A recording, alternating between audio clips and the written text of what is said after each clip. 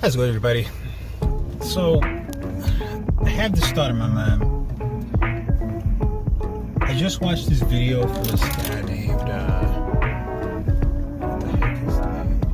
Joshua Bushman. He's got some pretty interesting videos, some pretty good videos. And so he was making his video involving eco-brutalism. And I hadn't finished the video, right? But I thought his videos was pretty interesting. And he spoke on why Gen Z why they have a near obsession with the idea of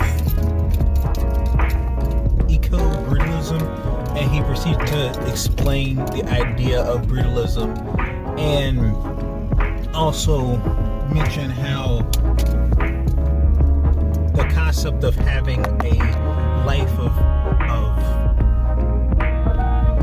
deep concrete is almost like the reflection of a capitalist society that's essentially money driven, that it strips all the life and beauty of the earth to be a fully functionalist inorganic mass that essentially takes organic life of humanity captive. And so, in my opinion, one of the things that has defined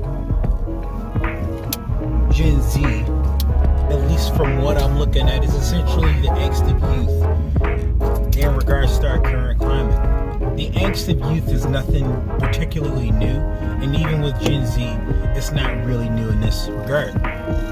I think, in my perspective regarding Gen Z, I think take into account the stuff they grew up in, which is like a pandemic. They grew up around, I want to say absurdism, but I'm not too familiar with absurdism. But they grew up around the riots. They grew up around the George Floyd incidents. So also, what's his name? It's not Bono. It's Bo Burnham. He made this video in regards to the internet, and essentially, he probably lived in a middle class family.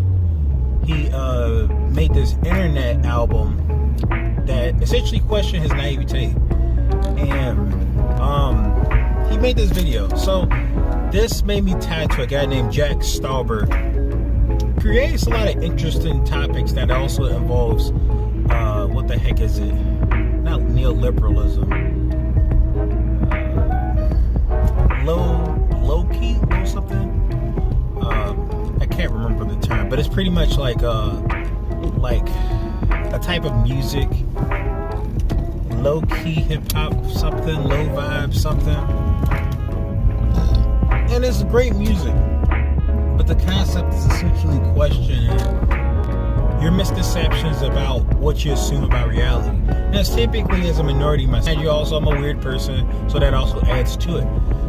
So I have personally had to think outside the box here, just based off my experiences and me just not being able to conform properly. I've been forced to look outside the box.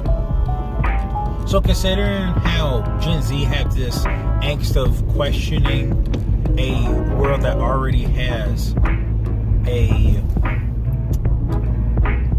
post-capitalist bent to it, this eco-brutalism seems to be a bit symbolic in regards to how they feel. Now, the idea of brutalism is essentially a pro-concrete buildings and things of that nature. And so, eco-brutalism is essentially, nature that's essentially overgrown, whether that's intentionally placed or unintentionally placed, and the organic life is just simply overgrown over the concrete. And that's very symbolic of the youth for today, where they challenge the status quo. Because nature moves in its own way.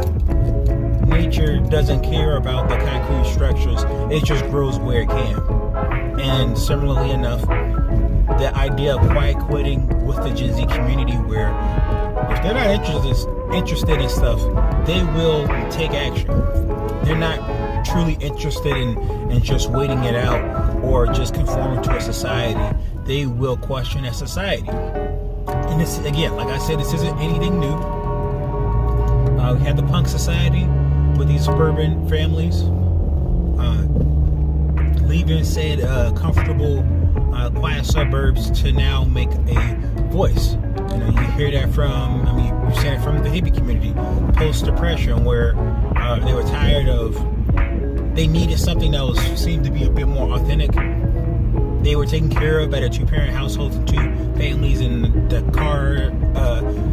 two cars, the house, crib, family dog, and all that stuff, but they didn't get what they needed, which is essentially they needed their parents, and dad worked too much.